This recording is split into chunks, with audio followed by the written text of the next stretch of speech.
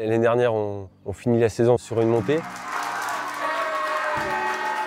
C'était un moment exceptionnel, c'était un grand moment et j'espère la revivre encore une fois. Après l'accession, on va dire on planait un petit peu sur une vague vraiment positive. Quand on se retrouve au mois d'août cette année, avec une envie de vivre un petit peu les mêmes émotions, que ce soit en championnat ou en coupe, de revivre la même chose, quoi, parce qu'on se retrouve tous ensemble, la bande de potes, donc on se dit que ça va être encore une belle saison, quoi. Tu as forcément un petit peu l'inquiétude quand même en début de saison, parce que tu montes d'un niveau. Pour certains, c'était quand même l'inconnu. C'était la première fois qu'ils allaient découvrir ce niveau R2. Tu es positif quand même par rapport à la saison que tu viens de vivre. Il n'y a pas moyen que ça ne marche pas quand on a fait le taf ensemble, on est monté, on est ensemble. On ne peut pas vivre une saison comme ça l'année dernière. Et là, faire l'ascenseur, quoi. Tu te dis non, c'est pas possible.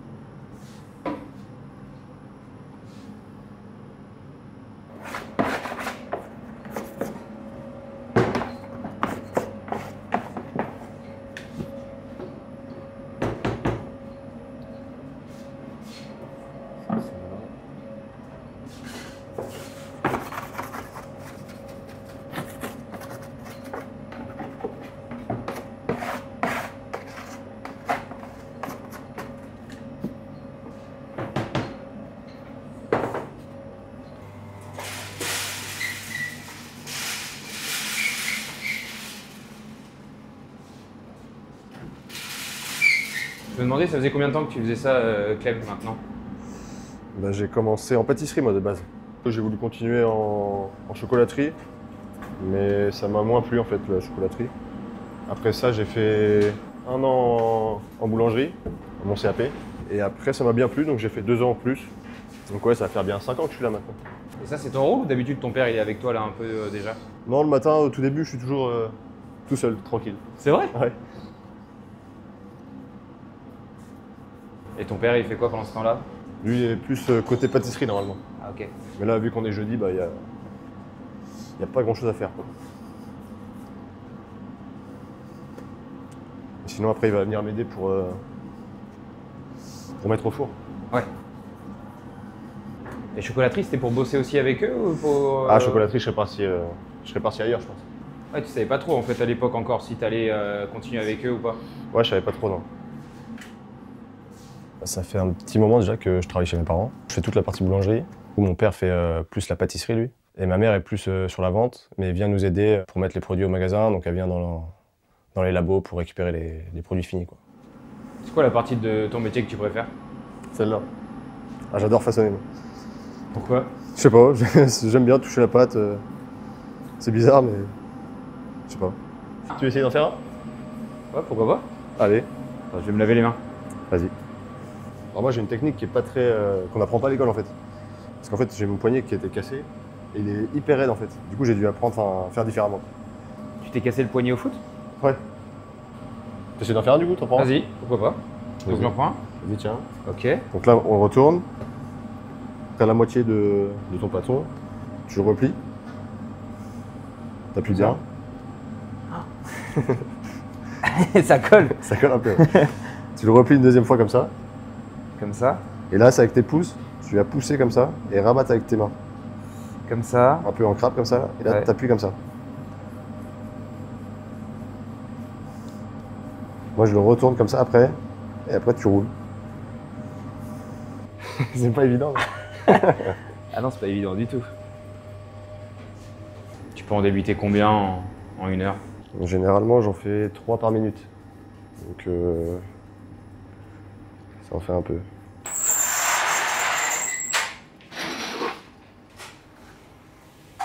Mon père et ma mère l'ont acheté en 98. Ça joue beaucoup d'avoir ses parents qui sont dans ce milieu-là et de les avoir toujours vus travailler dedans. Quand j'étais petit, ouais, je jouais beaucoup au ballon dans la boulangerie. C'est vrai que des fois, oui, je me retrouvais derrière le comptoir et des clients des fois qui me voyaient jouer. Ouais. Maman m'avait dit que c'était long week-end. Ah bah fallait me le dire. Vous avez vos rôles bien définis à chaque fois? Ouais. Oh, ça peut changer de temps en temps, mais c'est rare quand même. Moi, ça me plaît en tout cas de travailler avec mes parents, d'être tout le temps avec eux. Forcément, ça crée des fois des petites tensions, mais ça fait partie, voilà, comme tout boulot en fait.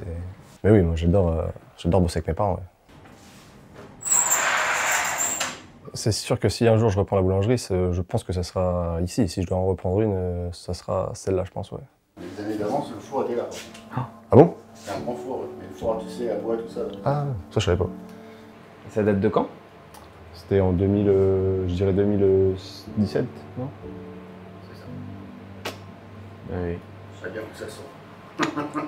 C'est vrai qu'eux, ils sont pas trop pour que je reprenne.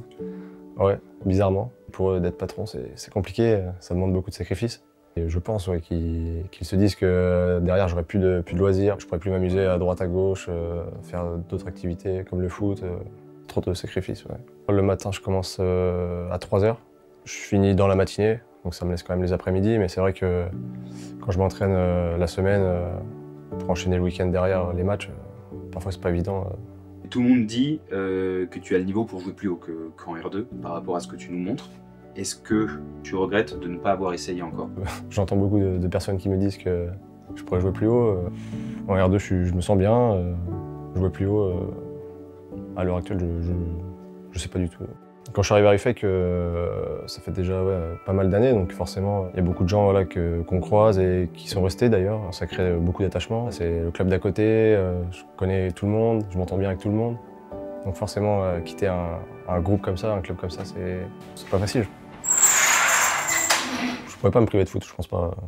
J'aime trop le foot pour pouvoir arrêter. Et voilà, pour l'instant, moi, je suis un joueur de R2, ça me plaît très bien, je suis avec mes copains. Je kiffe, quoi, je kiffe. Voilà. Stade Ruffecquois, Régional 2, visiteur au tour précédent. Angoulême-Charente, National 2.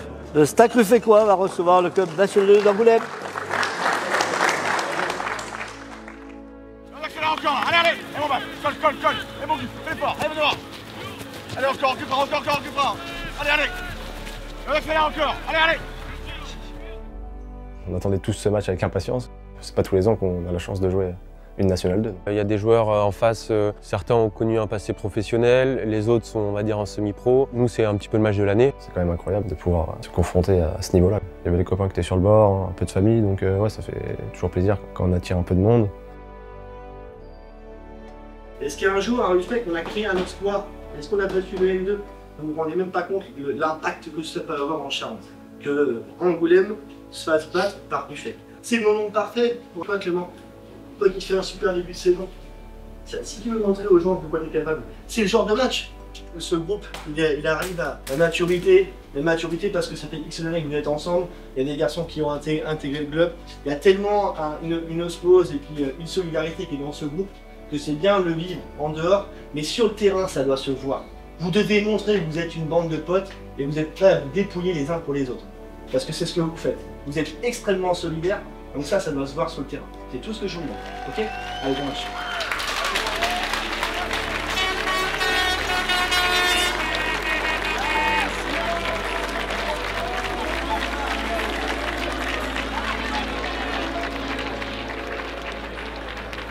On a envie de faire voir que tu peux rivaliser avec une équipe à côté qui est 4 niveaux au-dessus.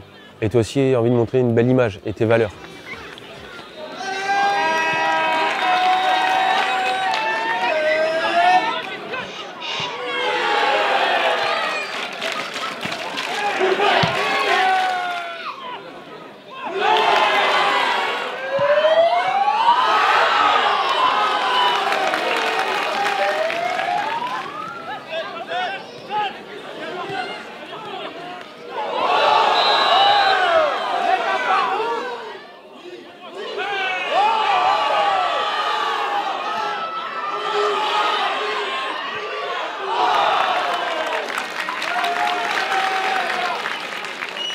t'entends pas parler, il y a une espèce de brouhaha permanent. On a vécu des émotions que tu les vis pas tous les week-ends.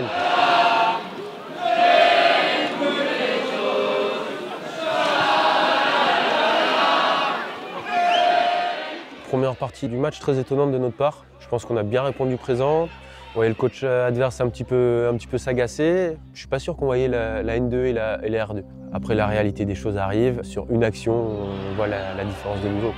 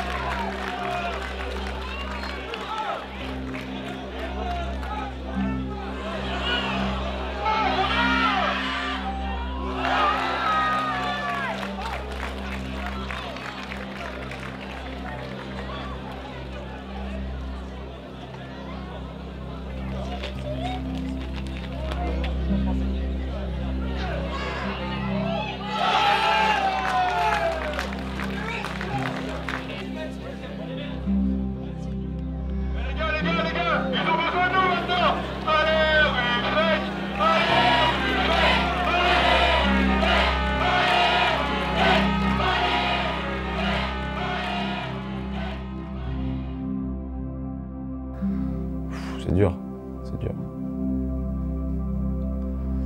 Compliqué.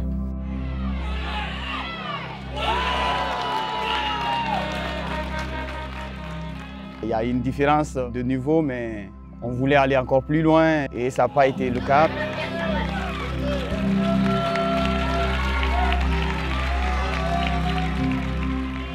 Je me souviendrai de ces matchs-là comme des plus grands matchs de ma vie. Tu es déçu sur le coup. Après, quand tu rentres dans le vestiaire, tu dis en fait non, j'ai vécu le match de ma vie.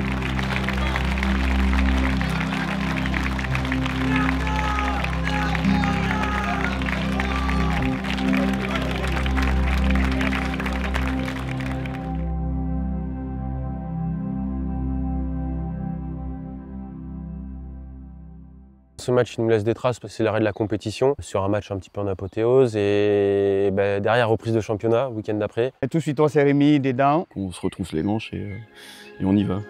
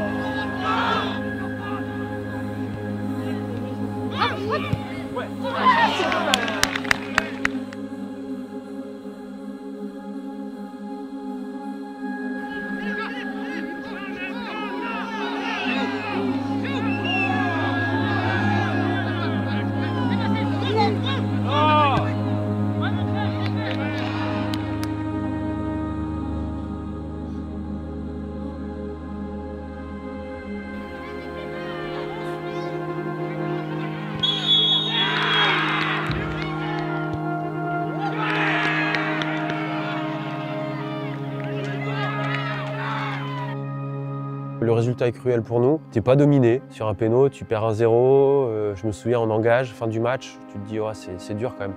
Quand tu joues plutôt bien et que tu perds à la fin, ça fait un peu mal à la tête. Et puis après, c'est vrai qu'on n'a pas réussi à se relever et on a enchaîné 2-3 défaites de suite.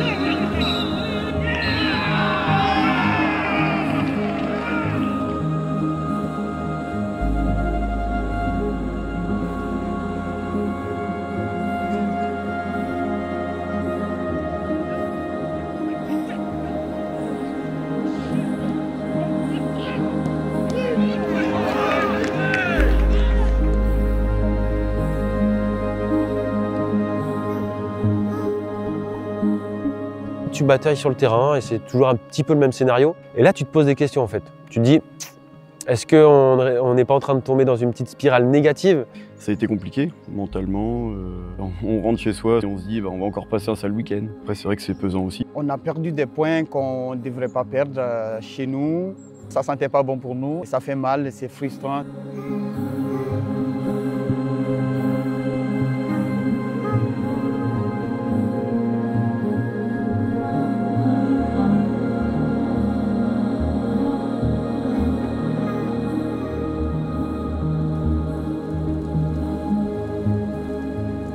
À la trêve, on était la pire défense. Donc quand tu es au fond du classement, on se pose vraiment des questions.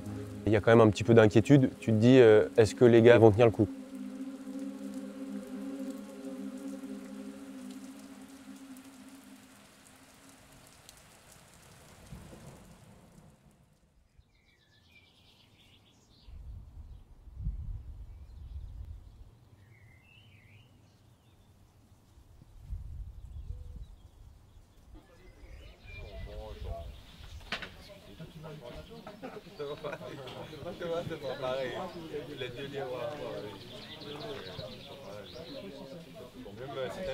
Bon allez, ils sont en quelle couleur en blanc?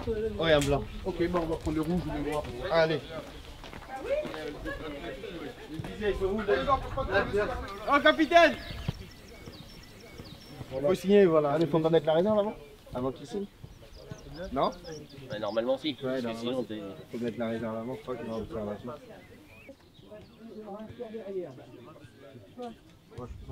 J'aime tellement le foot que je vais rester dans le cadre du foot. Je me suis dit je peux être arbitre aussi et le club m'a aidé à être arbitre. C'est un peu fatigant pour moi de jouer le samedi et arbitrer encore le dimanche. Je le fais parce que j'aime le faire. Je me sens vivant quand je le fais. Je vais toujours rester dans le cadre du foot. C'est ma passion, c'est dans ça que je me sens heureux. Je vais toujours être là sur le terrain. C'est un honneur, je le fais avec l'honneur en fait.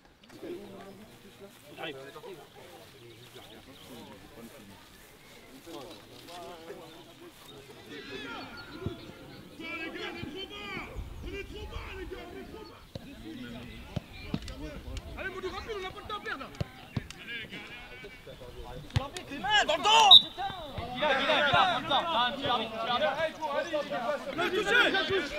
Du bout du pied! Allez, à tous! Il est trop vite! Du bout du pied! Non, non! Polo, il est faire ça! Il a pas pu, il a tout! T'as vu? T'as passé le temps! Reviens à la faute! Je peux être joueur aujourd'hui et demain je suis arbitre. Donc je vois ce que ça fait. Je comprends la frustration des joueurs aussi parce que je suis joueur. Je venais, je criais sur les arbitres. Je n'étais pas content de leurs décisions. Ça se passe bien sur le terrain? Ouais, ça va. Quelques-uns qui parlent, qui chialent un peu, mais ça va. Ouais. Je vais les cadrer. C'est moi le boss, t'inquiète. T'as pas mis de 4 ans encore? Moi, je suis pas un arbitre là, tu vois. Tu connais.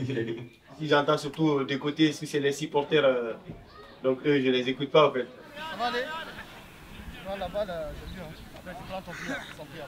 Allez, allez, on mais c'est l'enjeu, ça va. Oui. Allez. Je sais que ce n'est pas un travail facile.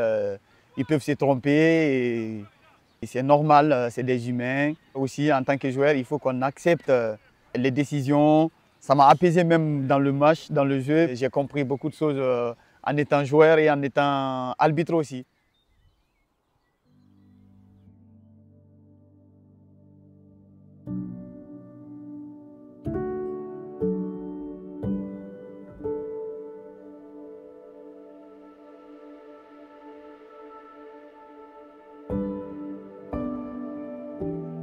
C'était pas trop comme ça moralement cette saison. C'était compliqué mentalement,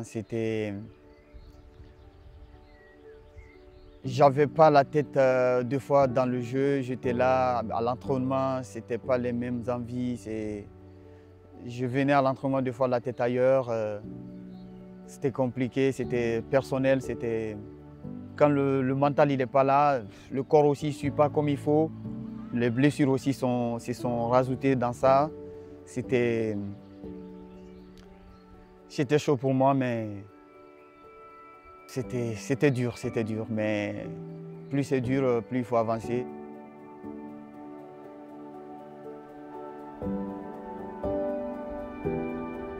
Quand je suis avec les amis, le groupe, je me libère, je parle et ça me fait du bien de voir les gens qui sont là pour moi quand j'en ai besoin et qui me poussent encore toujours à aller de l'avant, à ne pas lâcher. Ça me donne de la force et ça me donne envie de remonter la pente, quoi.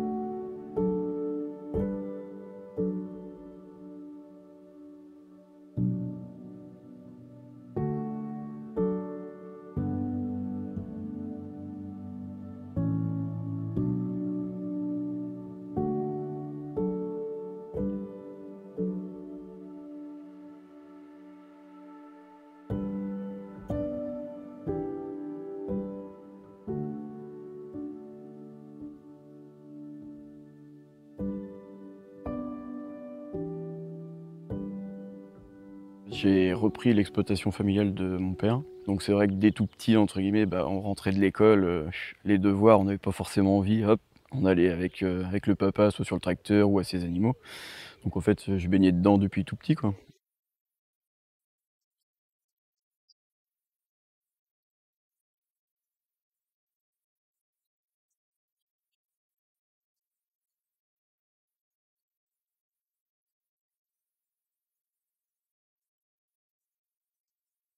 Au départ, j'étais pas du tout parti dans le milieu agricole.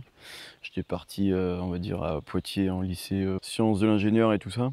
Et j'ai fait 4-5 mois et là, je me suis dit, non, c'est pas pour moi. En fait, tous les soirs, l'internat, tout ça, c'est vrai que j'avais pas la liberté que je pouvais avoir quand j'étais encore enfant ici. Et ça a été très dur à vivre par contre. Je voulais pas retourner à l'internat le dimanche soir, c'était une horreur. Enfin, voilà, fallait me tirer vraiment dans la voiture. C'était inconcevable de pas garder entre guillemets ma petite exploitation aujourd'hui. Le grand-père l'a créé, le père l'a eu, et j'espère bien que je l'aurai aussi jusqu'à la fin. Donc non, ça c'était impossible.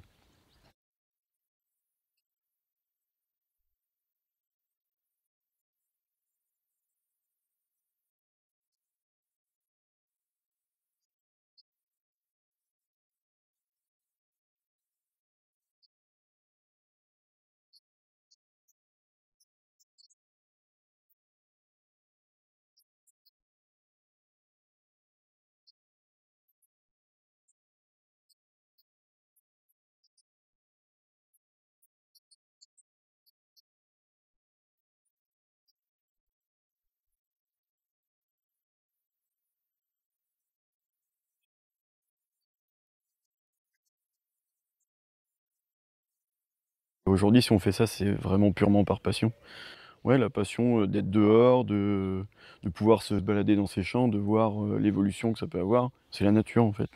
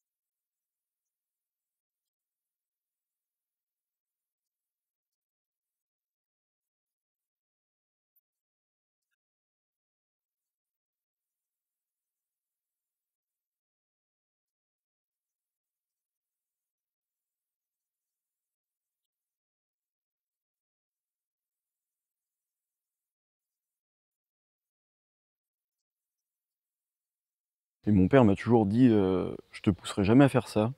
Si tu veux pas le faire, tu le fais pas. Voilà, entre guillemets, on vend ou on loue, enfin n'importe. Mais et je pense qu'il a bien fait aussi parce que je pense qu'aujourd'hui, celui qui incite ses enfants à faire ça, il l'emmène peut-être pas droit dans le mur, mais ça risque d'être très compliqué. Je veux dire, si la passion elle est pas là, c'est pas la peine de se lancer, quoi.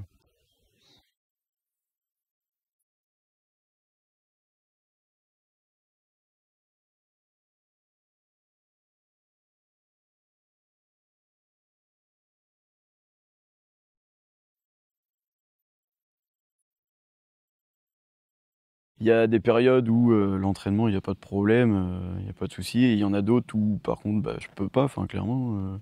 Et il y a une chose en plus, c'est-à-dire que moi, j'ai repris la maison familiale là, début d'année. Et que, bah, avant, papa était toujours là quand je partais au foot pour pallier aux animaux le soir quand j'allais au foot ou le week-end au match, voilà.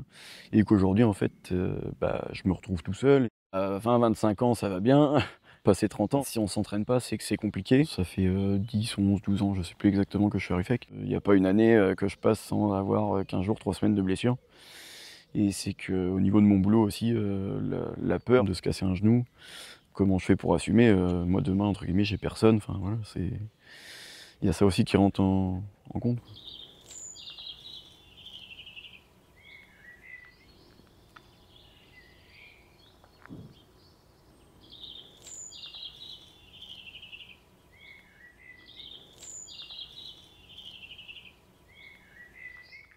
Le problème, c'est que le chêne, il est malade et puis on peut rien y faire.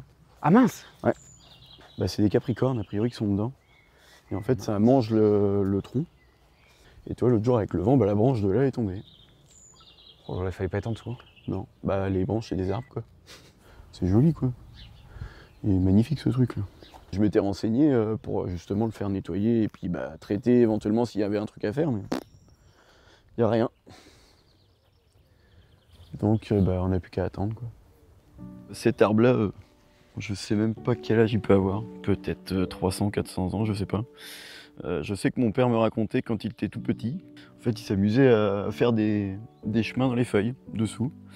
Et donc mon grand-père a dû le voir aussi étant tout petit. Et donc moi, c'est vrai que ça me tient à cœur aussi de l'entretenir. Et voilà, parce que s'il pouvait parler, je pense qu'il aurait une belle et grande histoire à raconter. On va dire qu'il a vu toutes les générations passer. Et peut-être qu'il y en aura d'autres futurs, je sais pas encore, on verra.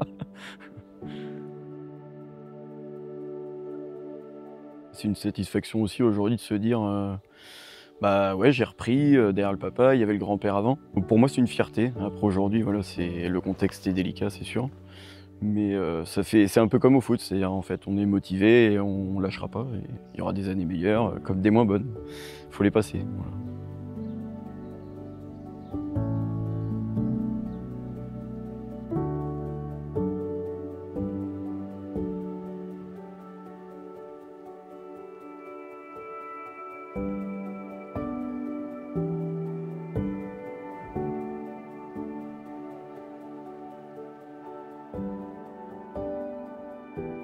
On avait perdu un tout petit peu tout ce qui est combativité, bloc équipe, ce qui a fait la force un petit peu du Stade Ruffecquois pendant plusieurs saisons.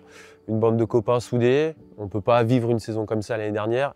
Et là, faire l'ascenseur, quoi. Tu te dis non, c'est pas possible. Quand le bateau coule, c'est pas pour ça qu'il faut le quitter. Au contraire, moi je trouve que c'est là qu'il faut faire preuve aussi de caractère et de se dire bah non, on n'est pas à notre place et d'aller de l'avant, quoi.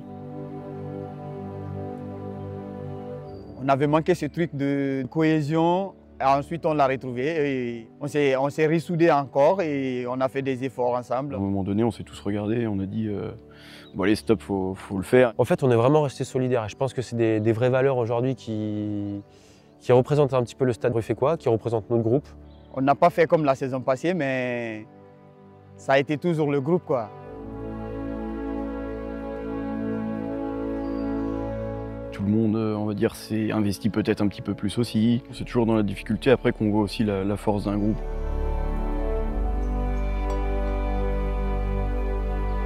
Et tu te dis, ça y est, c'est reparti, on va de l'avant.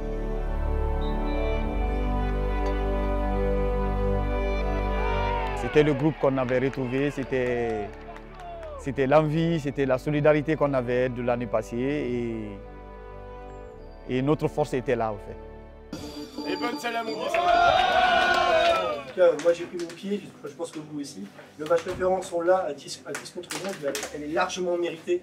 On aurait même pu gagner plus amplement si on avait été à 11, mais en tout cas, vous le méritez. Je suis très fier de vous. Il y a quelque chose qui est en train de se créer. Il y a vraiment des bonnes ondes, en tout cas, dans la discipline. Franchement, c'est ce que vous dégagez. Donc ça veut dire qu'il faut qu'on soit ambitieux jusqu'à la fin de saison. Maintenant, à domicile, je voudrais bien qu'on montre un petit peu autre chose, qu'on montre un petit peu aux supporters que l'équipe allait sur le bon chemin. Mais en tout cas, franchement, bravo à tout le monde. Bravo, super état d'esprit. C'est largement bien. Jouez les gars. Jouez les gars.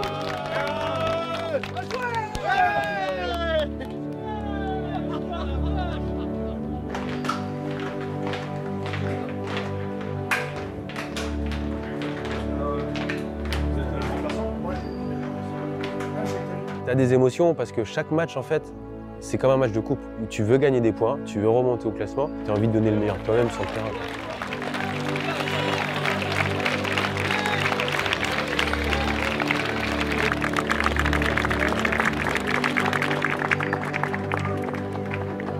Tu sais que mathématiquement, si tu bats le Talus ce soir-là, tu fais un grand pas pour le maintien.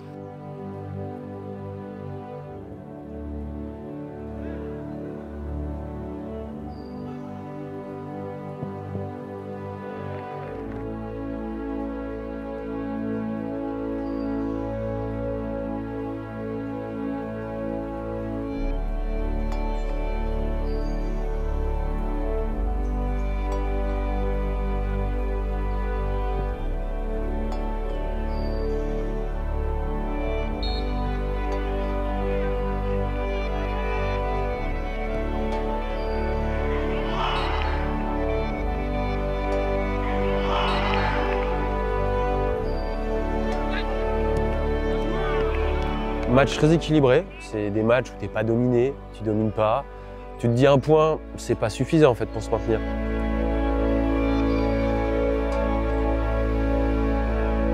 Et là, vers la 90e,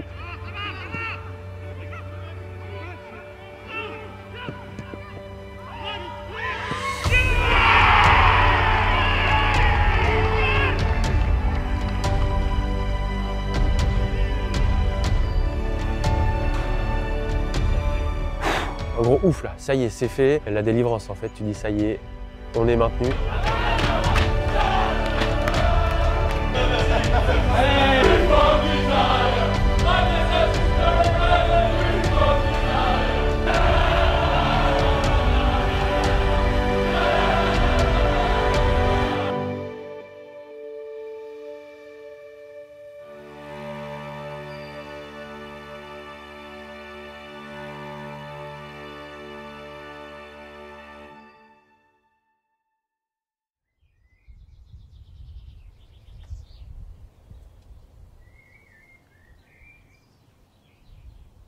L'année prochaine, je crois que je vais dire au revoir à les amis, à la famille.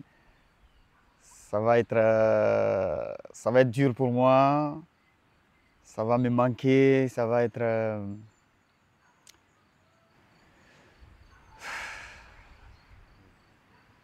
Je quitte le club, c'est pas pour aller ailleurs ou c'est personnel. Je vois pas trop mon avenir ici, après le foot, il y a une autre vie. C'est un choix qui est difficile pour moi parce que là où j'étais, je sais que c'est les amis, les copains qui étaient là pour moi, qui n'ont rien à voir dans ce que je vis, et qui sont prêts à tout pour moi. Donc ça va être un changement très dur, très dur pour moi. Il y a une nouvelle aventure qui m'attend, qui sera remplie de hauts et de bas, mais c'est comme ça, il faut affronter les choses, il faut essayer de céder et rester positif surtout. Parce que quoi qu'il arrive, même la vie elle n'est pas facile, mais il faut avoir la tête haute. Et c'est dur, je sais, mais il faut que je pense à moi, quoi. Il faut que j'avance.